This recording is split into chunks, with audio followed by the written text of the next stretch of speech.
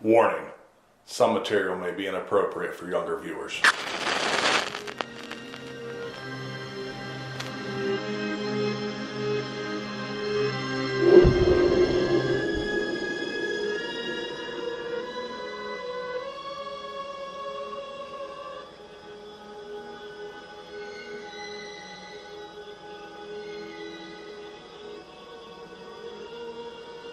Welcome to the Storytellers, This is where we discuss books, movies, and board games. and all things stories. I'm Nate, And I'm Brian.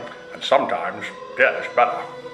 This is part 3 of a 4-part series. If you found your way here and want to catch up, check out parts 1 and 2 of our podcast. Now, let's dig up the climax in part 3 of our discussion. Rachel makes a desperate phone call from Chicago, hoping Judd Crandall will set her mind at ease. She knows Jed knows something, She but does know. he won't tell her. And he knows what's going on, and he's going to wait up and stop it once Luz comes Right. back to the house. Yeah, he can.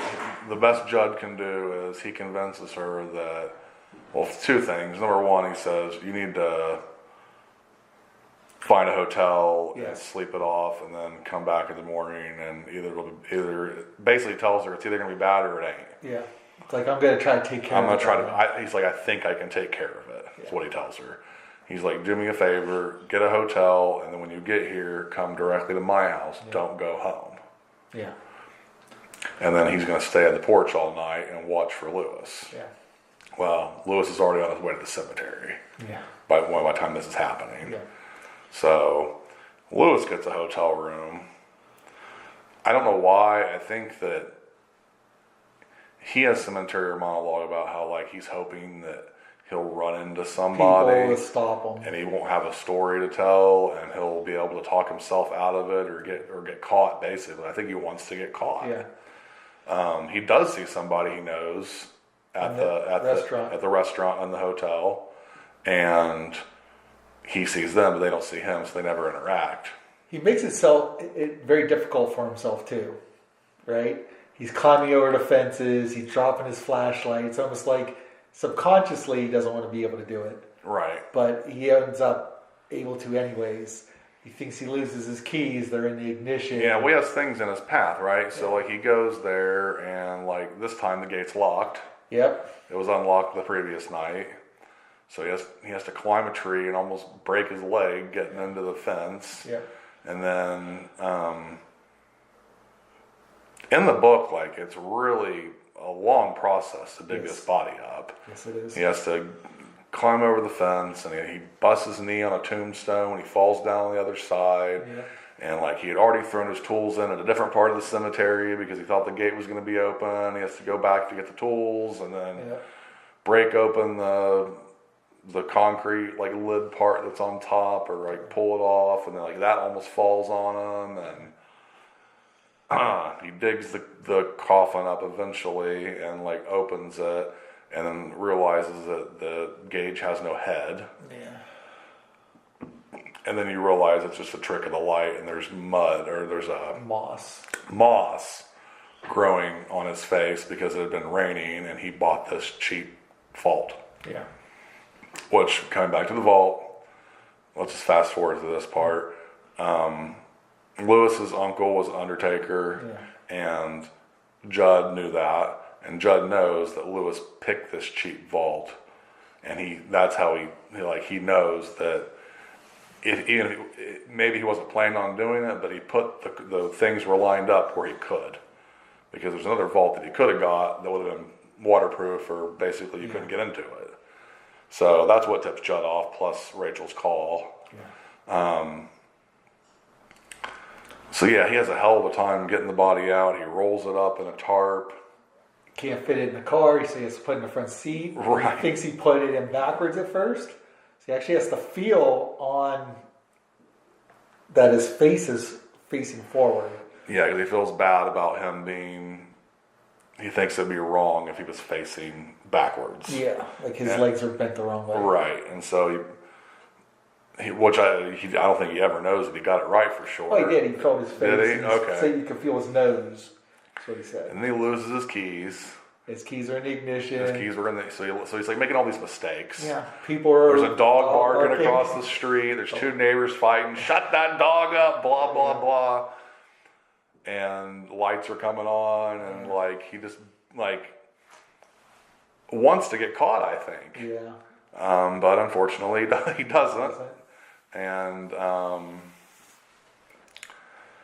he takes him up to the Pet Sematary. Yeah. And Judd fights sleep. Yeah. Ends up falling asleep on the front porch. Yeah. Which he feels like he was... Feels like the Wendigo put him out. Put him out, yeah. He actually knew it was happening, I think. He's like laying there in the front porch, sitting there in the front porch smoking a cigarette, and he can feel it like a wave or something coming on him, and he knows that he's like trying to fight it. Because he got a thought in his head at one point in time saying, "Stay out of this, old man. Yeah. I'm going to be sorry."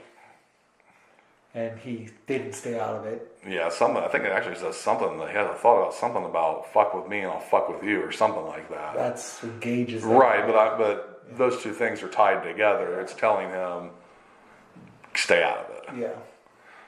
Yeah. Rachel has a similar thought later on too.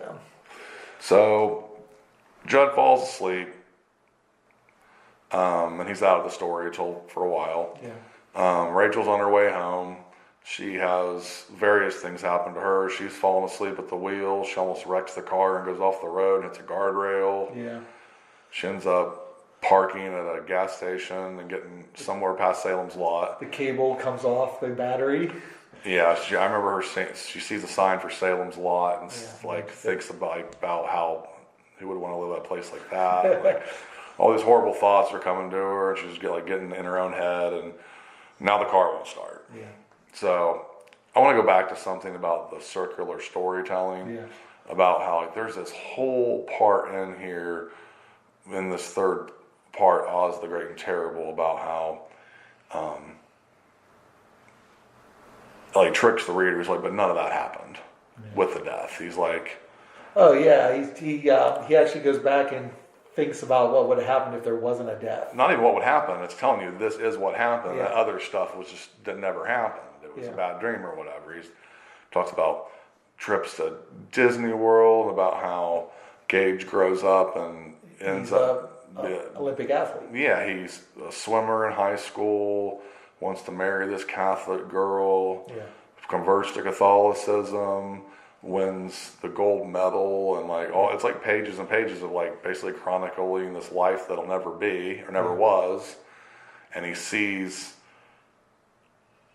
like a kid graduating on the television or something, and there's blood running down from his cap, and he realizes that's not Gage, and that he's laying in the street holding his son's baseball cap that's cap full of blood, he says. Well, I thought that was really powerful. Yeah. It's like this whole I don't know, it's like, wow.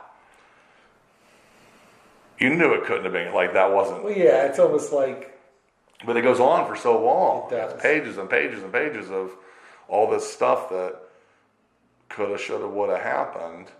And then here it is, his son's dead, and he's digging him up, and they're on their way to Micmac burial ground. Yeah. So he goes through Little God's Swamp. He gets over the barrier, no problems, right? I don't think. I think he thinks about them being bones again, but they aren't actually. Yeah. He gets in the Little God's Swamp, and then he sees the Wendigo. Yeah, he sees he sees like a spirit. It has the curved horns, ram's horns on the side of his head, which is very similar to the spiral of the graveyard. Even. Yeah, it has these curly horns and glowing yellow eyes and these elongated teeth. Yeah. It's not real descriptive about what it looks like. It's very tall.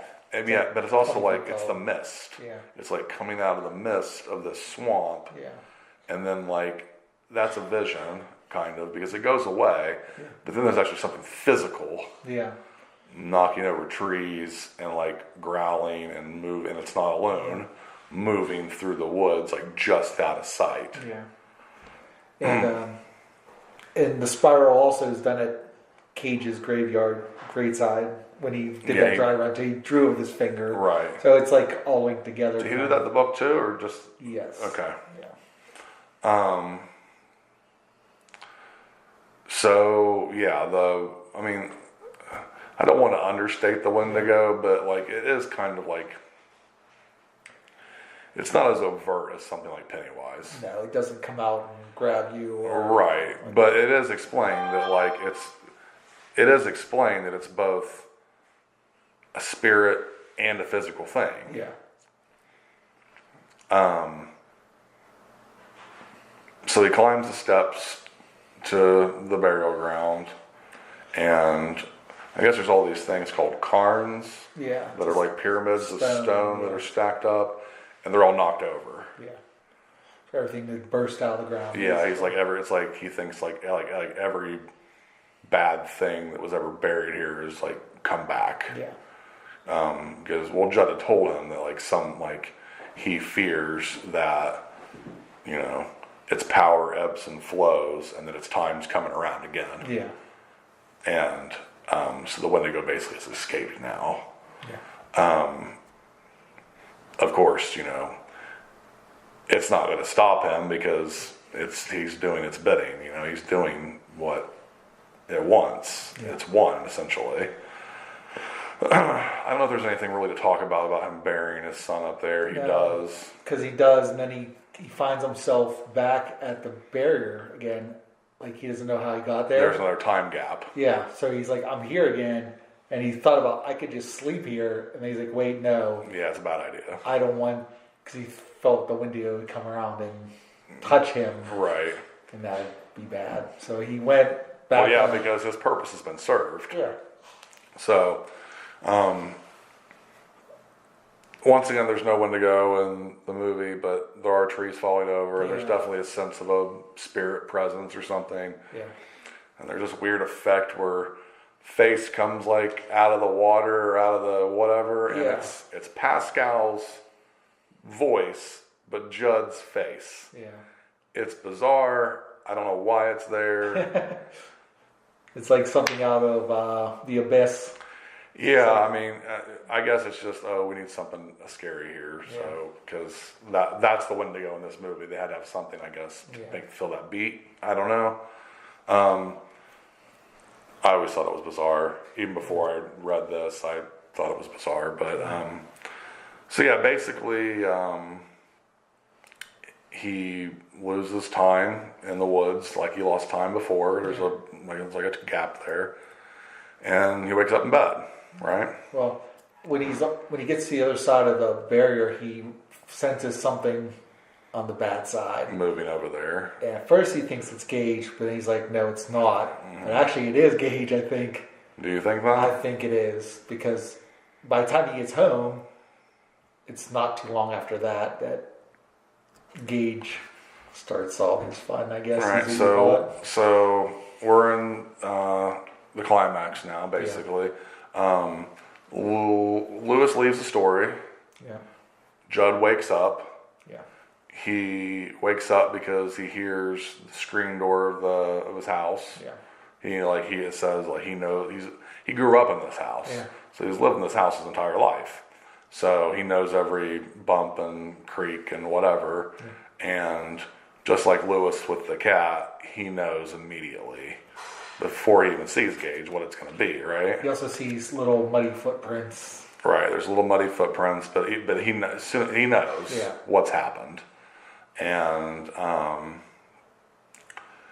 he grabs a meat cleaver from the kitchen. Yep.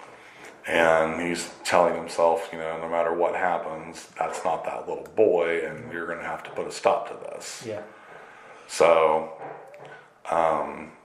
he sets out to do just that, and then he gets confronted by Church. Yeah. Church basically ambushes him. Yeah, trips him up, basically. I don't know if he pounces on him exactly, but he tangles his feet up, and the point is he dispatches him to the ground, and then walks in Gage, right? So Gage now is like Timmy Baterman. Yeah. This is not in the movie, but it's disturbing. Yeah. It's basically Gage says, you tried to fuck with me once, I'm going to fuck with you as long as I want now, is what he kept saying. Basically over and over again. He had went to Lewis's room first and stole a scalpel from his medicine bag. Which is all in the movie explained in advance. They show him going in and getting the scalpel. Right. In the book, you don't know it. He has something hidden behind his back until pulls it out and you see it's the scalpel. Right. Yeah, we don't know what it is, right, in the book. And in the movie, he like slashes his Achilles and slashes him across the mouth, takes a chunk out of his throat. Yeah. It's very graphic. It's cool. I like it. In this, he just... Yeah, he says he cuts him in the hand, and it looks like it's an optical illusion where the thing's on both sides of his hand. Right, he like splits his fingers or something, basically. And he kills Judd. Yeah. And it's pretty quick. It doesn't linger on the scene too long. No, it's like and he just hacks away at him, I guess.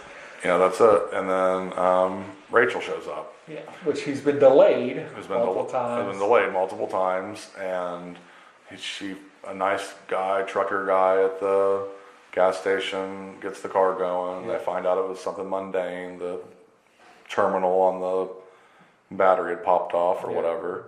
Cable. So it's real weird because it was a newer car. Right, like I've never seen that before. She drives to Judd's house. She decides that, like, she tells herself, well, at least I can live up to one promise. Yeah. So she comes into Ludlow and goes to Judd's house first. It's because the house looked dead on her side of the street. Right, she thought, right. In the movie, a voice calls her into the house. She hears Cage laughing or something. I thought it was she heard Zelda. She might have. Yeah. But why would you go towards that? I don't know. I don't know. But in the book, it makes more sense why she went there. So she goes in. She sees the footprints. Yeah. Starts having all these hysterical ideas about, like, she knows too now. Like, she knows that it's Gage. She knows, like, that he's come back. Like, she's having all these sane ideas. Yeah, she sees the footprints also, and she's like, those are the same size as Gage's. Right. She puts it together. She's going up the stairs. She's never been there before. Yeah. She's thinking about Oz the Great and Terrible. Yeah. And she gets basically lured in by the power of the Wendigo, who now has Gage's body. But when she goes into the room, she sees Zelda. Yes. Very tiny version of Zelda. Who's all twisted up and small like Gage is. And I guess it's pretty similar to the movie. She's, I'm going to twist your back and... never walk again. You'll never get out of bed again. Never again. Rachel! As a kid, man, when I saw that in the movie, me and my brother used to laugh at each other because we'd be different. We'd like, Rachel! Because I don't know, it was terrifying, but... in the book, she's dressed up in Gage's funeral clothes, though. Right, and in the movie, she's dressed as that weird-ass painting that's in the house where Zelda died. Painting with the cat. Right, which is a great bit of visual storytelling. So, Rachel Creed dies off screen, basically, off page, in both the book and the film. Yeah. Then Lewis wakes up. Yeah. He gets a phone call. Yeah. I believe the phone's ringing, and I believe he looks up. He's obviously all beat up, and his legs all swollen, and I think at some point he looks out the window and sees there's a strange car parked in Judd's driveway. Yes, it's a blue car, and it's a Chevette or something. It is a Chevette, and Church is lying on top of it. Right, and I think at that moment he knows what has happened because he sees the dirty little footprints in the house, right? And he sees Church sitting on the car across the street, who's a strange car, so he doesn't know whose car it is, but Church hasn't crossed the road since he came back. Yeah. So he knows something's up. Does he notice a doctor's bag at that point? I think I don't know if it's before or after a call, but he doesn't notice that the footprints lead to his doctor bag because he was thinking to himself how meticulously he keeps everything in its place. Right, and it's all disheveled. Yeah. But does he specifically notice the scalpel missing? Yes. Yes? Yeah. So I think this might be after the phone call. Well, he picks up the phone, I think expecting it to be Rachel, and it's her father, Goldman, who says, "Did Rachel get in yet?" And then as soon as he says that, all the pieces for Lewis fall together. He's like, I can already envision what happened, that she rented a car, drove here, that's the car that she rented, she's over at Judd's. Goldman says, put her on the phone, and he says that she's out buying milk and bread and can't come to the phone. Yes. I think it's pretty clear to me that Goldman doesn't believe him, but Lewis pretty much ends the conversation, and that's that. So he prepares to, he has this whole, let's talk about the Disneyland thing and about Oz the Great and Terrible there. Yeah. He, I think he goes into a point where he's thinking about, instead of going over and finding out what happens, just leaving with Gage, I think, at that time. Go down to Disney World. Because we didn't mention this before, but at the beginning of the book, he had a dream about going to Disneyland and being a doctor down there. Right. So it's another one of these things where it diverges off, sort of like when the true timeline. Yeah, where he's like, oh, this would happen, and it'd be this and that. And that down there in the park, Oz the Great and Terrible is one of the mascots, basically, that walks around the park, but nobody wants to take their picture with him. And right. He talks about how like little kids run up and hug like Goofy and all these characters, and then Oz the Great and Terrible is there, and that even in the happiest place on earth, you can't escape it. Yeah. Death will find you. It talks about there's, maybe a guy who clutches his chest and has a heart attack and drops dead in the park, and that, this young pretty girl has a like grand mal seizure. Yeah. And these various random events that Oz the Great and Terrible can touch. Yeah, he basically can cause you to die when he wants to. Right. Which is like Oz for him is his way to kind of cope with the Wendigo. Yeah. I think. Yeah, basically. It kind of puts a face on something that's unexplainable. Yeah. He also has thoughts of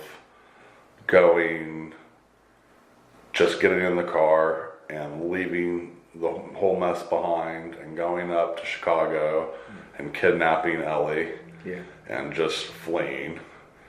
And then he has a voice in his head basically that tells him no matter where he goes or how far he runs, that one day he'll open the front door and Gage will be there because he bought what he owns, and what you own always comes back to find you. Yeah. Or maybe instead of him finding Gage, it would be Rachel or Ellie would get out of the shower and Gage would be standing there to greet her. Yeah. And that to me is just a terrifying idea. Yeah. So he gets his stuff together to go deal with what he owns because he bought it and now he has to put it to rest. Yeah. So he gets his doctor bag together, and he, once again, I find it interesting because this is the 80s. He has all these drugs. Yeah, morphine and whatever. I don't, do they specifically say what it is? He has syringes that have I think it was something lethal in them. I thought he said he had morphine in his bag, which I think is what he uses. So he gets geared up to go to this fight. He goes across the street, and I guess we should mention a divergence here before he goes over there. In the movie, there's two phone calls. Yes. One's Goldman, and the second one is Gage. Yeah. Calling from Judd's house across the street. Yeah. He basically tells him what he did. Yeah, he's like, I did a bad thing. I played with Judd and I played with Mommy, and now I'm going to play with you.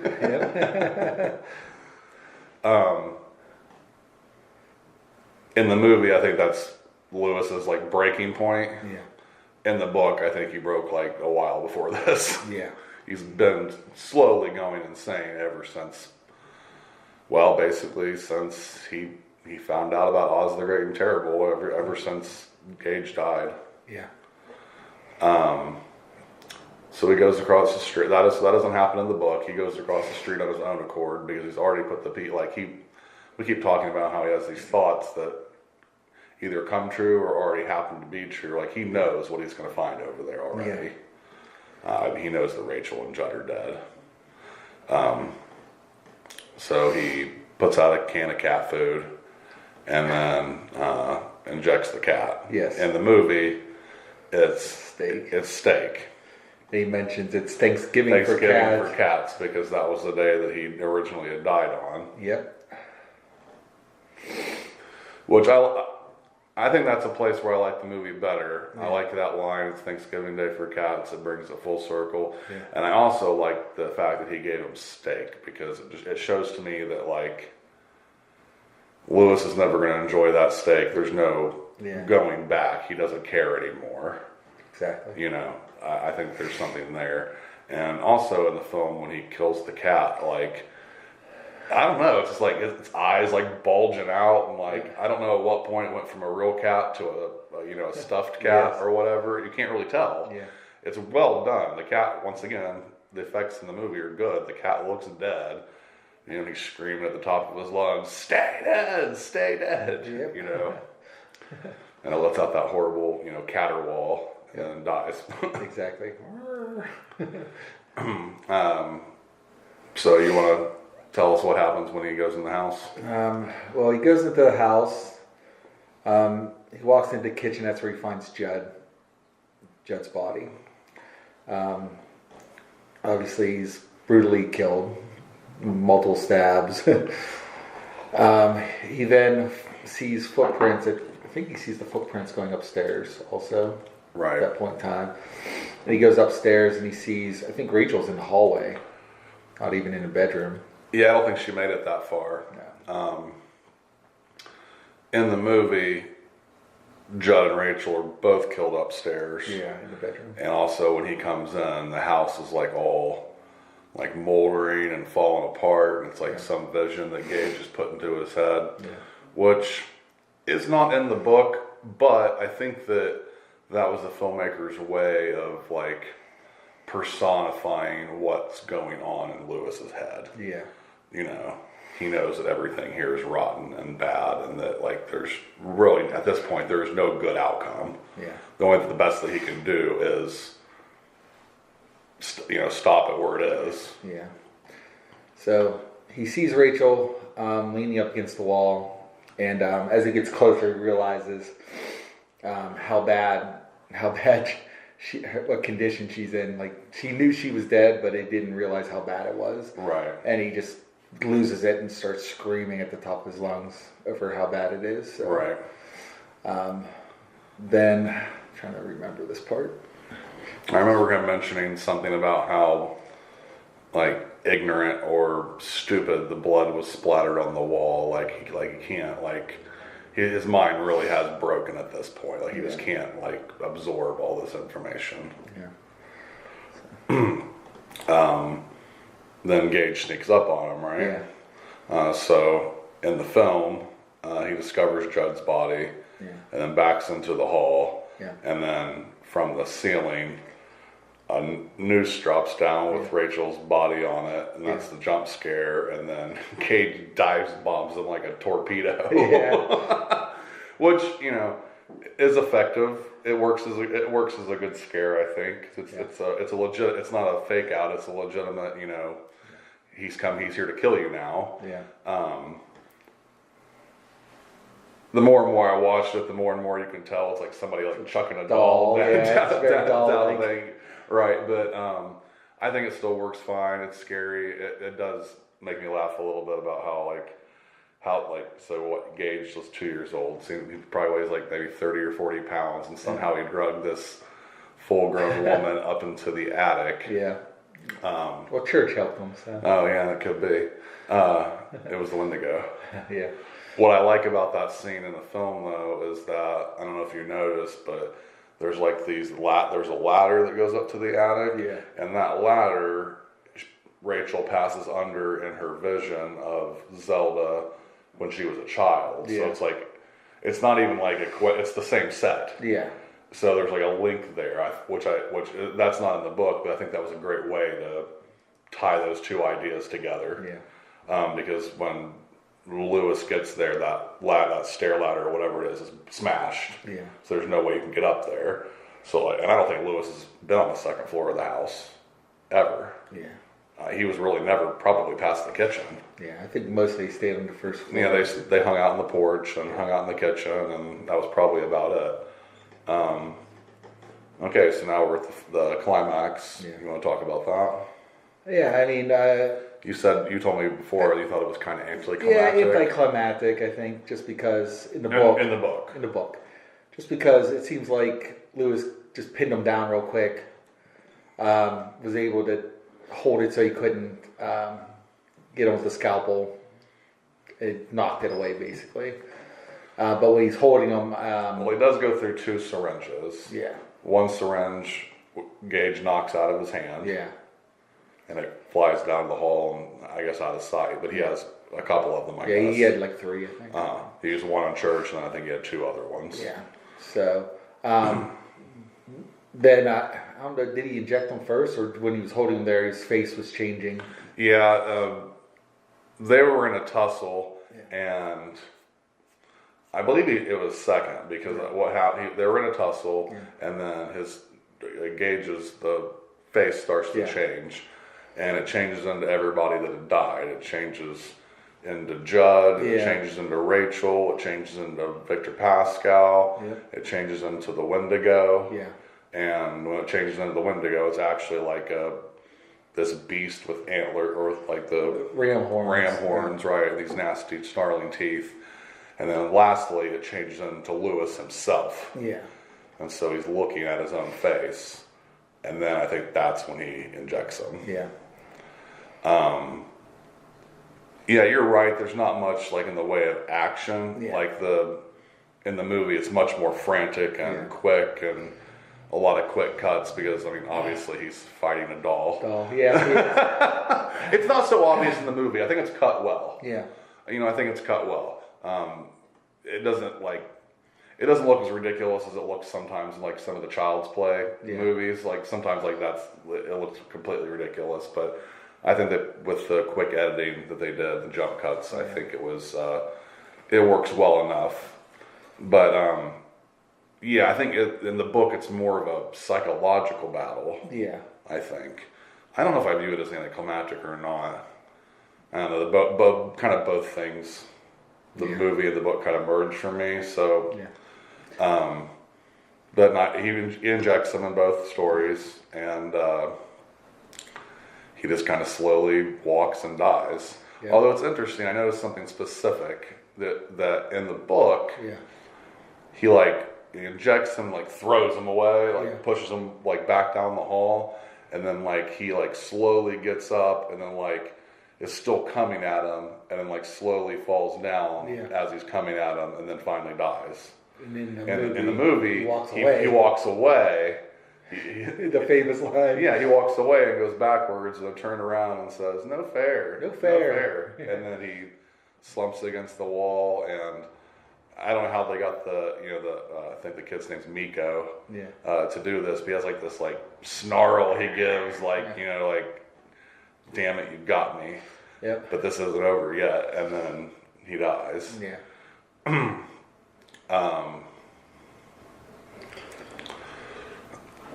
Lewis is kind of a zombie from here on out, isn't he? I don't know if he has he seems to fly on autopilot for the remainder of the story. He sets up, he goes, finds gas in the Judd's garage, enough to burn down Judd's house. But he takes Rachel's body out first, obviously. Right. So, I guess he got the idea of that, from the Baderman incident, or the house. Yeah, I think it's definitely coming full circle. It's the Baderman house all over again. Yeah. He is responsible for his family's death, and now I don't think it's so much to conceal it up, because I don't know that he has any real hope. Yeah. But I think it's more of finality, the fire burns evil away or that kind of, Because they're going to find Gage's body in the house. regardless. They did that in Baderman's house. They knew he was dead for several weeks. So, Right. I mean, that's going to be exposed.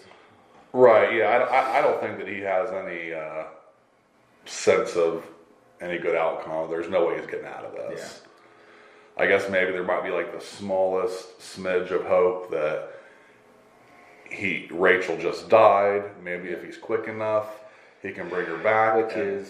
Maybe if that happens, then maybe they can flee or something. I don't know. Yeah, I think that's also just the last bit of influence the Wendigo has. That okay, well you escaped me with this. Let's influence you. See if we can get you to do this, basically. So he sets the house on fire and carries her to the Pet Sematary. Yeah, which is where there's a big difference in the book. I think. Yeah, we're gonna talk about probably one of the biggest diversions, I think, honestly, and maybe the most important one. I find it interesting because it definitely leaves a creepy feeling. Before we go to the Pet Sematary for the final time, I'd like to talk about something I learned about the movie when they burnt the Judd's house down. The facade, right? Yeah, well, they had several different things they had to shoot. They had like Judd's houses that was like in 2 time periods. Yeah.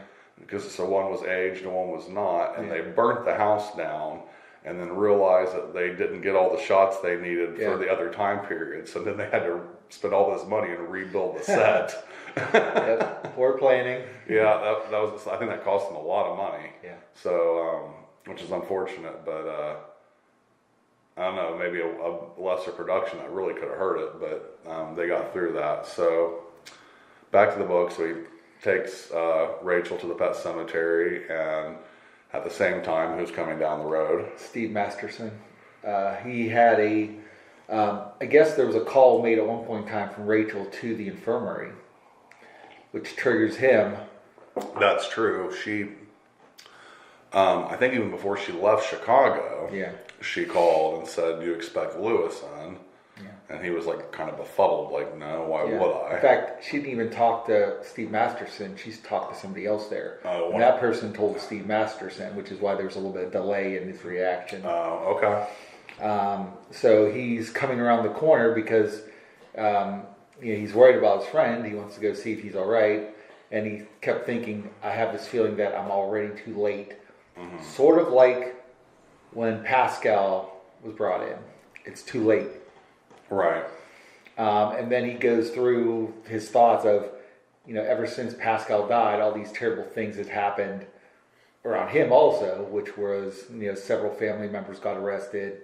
And this is one of the few times that, like, in a lot of Stephen King books, there's a lot of head hopping to different characters.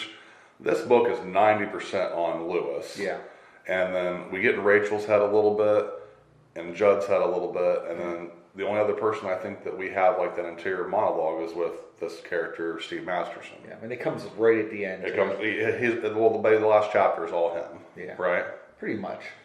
And he had 4 funerals he had went to this year. So it was just a string of terrible things that he had also dealt with. Mm-hmm. Maybe almost like since he was close to the family, I'm assuming.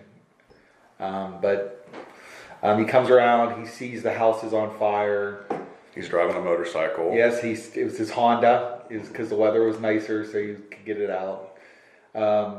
And I guess somebody tried to go into the house, but there was an explosion at the door. Like flames shot out. So nobody could really go in. Yeah, I think it says something about that. Like he parked there and was thinking about running up to the door, and if he had, he would have been cooked. Yeah, because there was actually somebody that actually did. Because they keep calling him the would-be hero. Right. But they couldn't get into the house. So as he's sitting there, he's like, Lewis should be over here with the rest of these people. Why is he not here with his neighbor, his house burning down? And he catches a glimpse of white near the edge of the forest. Right. He follows. Going down that path. Yes. So. And Lewis should be there because his car's in the driveway. Yeah. And at that time, the house is an inferno, so he follows the path. Yes, he does. I think he follows the path kind of like, I don't know, almost trance-like he has to. Yeah. Do you think that like the idea of mentioning all the deaths and tragedies that Masterson had experienced up to this point, and they're just briefly talked about, but do you think that's like a mode of like saying that like maybe if he had been more aware, hadn't all this stuff to deal with, he could have been a better friend to Lewis or been able to been in a position to maybe help? Possibly. Do you think that's the Wendigo's influence? It could be. It also could be, because we're going to talk about here, just maybe another person who might be a candidate to be under his influence. You know what I mean? Like he's being groomed. Yes. So that makes a lot of sense. I didn't think of it that way. Yeah. But he walks down the path, finds the cemetery, and he sees Lewis standing there since he's a doctor, he obviously knows it's a body wrapped up in a sheet, basically. Right. I don't think he knows that it's Rachel, but I think in his head he knows. Yeah. Like he assumes that it is. Exactly. He sees like a little bit of like hair or something sticking out because she's draped in a sheet. Yeah. Which was the white that he saw. Yeah. Well, he doesn't have to wait long. I think Lewis even tells him that it's Rachel at that point, and that he needs to go bury her, and that he needs some help. And then Lewis goes through the same rules that Judd told him. Hey, you might hear the loons down south. You might see St. Elmo's fire, which takes weird shapes. Don't talk to anybody. Yeah, if you see something, just look away. Don't pay any attention to it. And, tells them about the deadfall to step where I step and don't look down, right? Yeah, because, Steve Master has the same thing thinking that Lewis had was you're gonna break your neck. Yeah, right. You're gonna hurt yourself doing that. And Steve had this sudden feeling that he should help his friend. Right. He was getting the urge to go help him. Right, so he's having all these thoughts about like he's gonna begrudgingly climb up there and follow him because Lewis doesn't wait. He's boom, boom, boom, right up the barrier and heading towards the swamp. And there's like a split second there that's like, what if he does? What if he doesn't? Right? Yeah. He feels a tug, like a psychic tug of something on the barrier, beyond the barrier, trying to pull him, along. Exactly. Then he gets this idea of that like he must help Lewis, but then something else like touches him, like a moment of sanity in this insane moment where he whatever that tug was is almost satisfied, and if he leaves now, he can get away from it. Yeah. Right? We hope. We hope. We don't know, but Lewis walks out of sight, and I think that maybe that was when he's finally like, you can't see him anymore, he like gets his wits about him again. He gets the hell out of there. Yeah, exactly. So, the story goes on to explain that he left Lewis behind. I think he still regrets some of it. Yeah. He quits his job at the university, packs up and leaves Ludlow and never looks back and never tells anybody about what he saw. Exactly. Which is probably a good idea.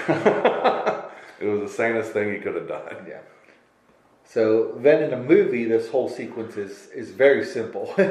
It's basically just Lewis walking out of Judd's house with Rachel being carried, and Pascal's ghost is there saying, no, don't do it. And he's muttering to himself, she wasn't dead that long. It's only been a little while. Yes, I waited too long with Gage. Right. It's only been, because that was the thing with Gage. He was trying to beat a record of how long it took to bury Timmy Baderman up there. Yeah, Baderman, yeah. And he figured he had like this 3-day window of good in his favor. Yeah. That, that maybe it's a better outcome. Yeah. And so she's only been dead, a few hours. Yeah. So he figures maybe, and that's both in the book and the movie. He figures that the time difference will help. Exactly. The only difference is we never see Pascal again. Yeah, he basically walks through Pascal's ghost. In the movie he walks through his ghost, and the ghost kind of just shrieks and disappears, screams, and he knows that like that's it. There's nothing. He's done. His unfinished business or whatever you want to call it is complete. There's nothing else he can do. Exactly. So then both in the book and the movie, we cut to the epilogue, which is the last scene. Yeah. We don't actually see Lewis burying her up there. He just goes and disappears, and then the next scene, that's where the story proper ends. Then in the epilogue, which is like, what, 2 pages? Yeah. A page? Let's see here. It's a half a page. Yeah. Talks about how the police come, and they were working on the fire, and he sits on the kitchen floor and plays cards. Yep. And waiting for her to come home, just like he was waiting for church, like he knows what's going to happen. The movie and the book are slightly different on this point, but it's basically the same thing. There's a couple references in the book which we didn't mention, which I know King's a big fan of the story, The Monkey's Paw. Yeah. About how you wish for something, and that also goes back to, like he has an idea in his head. Well, we still have wishes left. We can wish our son alive again. Yeah. And in the monkey's paw, when something, there's a knock at the door, and you open the door, and it's this dead thing that you wished for. Yeah. Because what you buy, you own. Exactly. And so he's waiting for Rachel, and in the book, a hand falls on his shoulder, and she says, "Darling," and that's how it ends. Yeah. Movie's basically the same way, except for he sees her, and she's this horrible, grotesque. Yeah, her face is like her zygomatic cheekbone is sticking out. Her eyeballs like all eaten away. There's pus dripping down her face. Yep. And he hugs her and they squeeze, and then she grabs a steak knife from the butcher block and then screams black, and that's it. And then we cut to the Ramones. Exactly. I don't want to be buried in a pet cemetery. I thought that was cool, because King's a big fan of the Ramones and they're a big fan of his, so they, he wrote that song specifically, for the movie, which I think is cool. We said before, there's a lot of references to the Ramones. Yeah. In this book, they keep using that song over again. Hi ho, let's go. Yeah. Because every time Lewis has I think that's the Wendigo. It's every time Lewis is almost thinking rationally, no, I shouldn't do this. Yeah. Or dragging his feet about doing it. It's hi ho, let's go. Let's get it done. Yeah. Which I think that's pretty interesting. So, do you have any final thoughts that we didn't mention? I think we got most of it. It's hard when you're comparing these two works that are, one's an adaptation. They're both very similar. Yeah. And you try to hit all the nuances and different things in the book. Where do you rank the book as far as Stephen King goes? Because I know your favorite's The Stand, right? Yeah, I like The Stand. Obviously, it's probably my favorite, which is cliche, but it really is. Yeah, I know. King always says, how great it feels to know that you wrote your best work 30 years ago, because it seems like everybody likes The Stand the best. Yeah. But I mean, it's definitely up there. I would rate it, I'd say a good B+. B+? Yeah. I think I want to give it a solid A. Yeah. Maybe an A- because he can't keep a couple of the names straight. Yeah. That could be the editor. Why didn't he? I don't know. But there are, I do believe, a couple continuity things in there. But writing a book's hard, and there's a lot of books I've come across that have small continuity errors. They don't break your disbelief of your suspension of belief in the book, really. But like the potato head guy. David and Dan or whatever.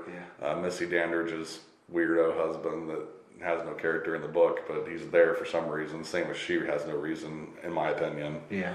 You could take those two characters out of both the book and the movie, and it wouldn't make a difference. Yeah. So long as there's a funeral to go to. Exactly.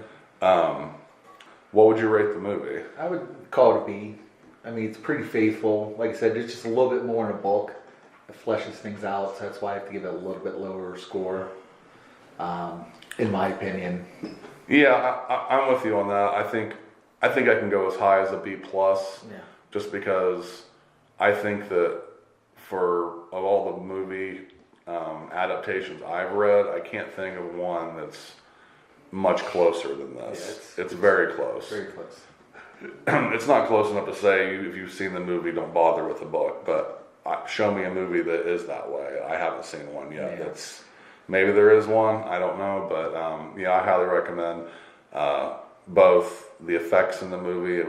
Came out in '89. Yeah. I think they hold up very well today. And so we'll see what the remake has in store. Yeah, we'll be seeing that shortly. So, do you have an itchy trigger finger for it?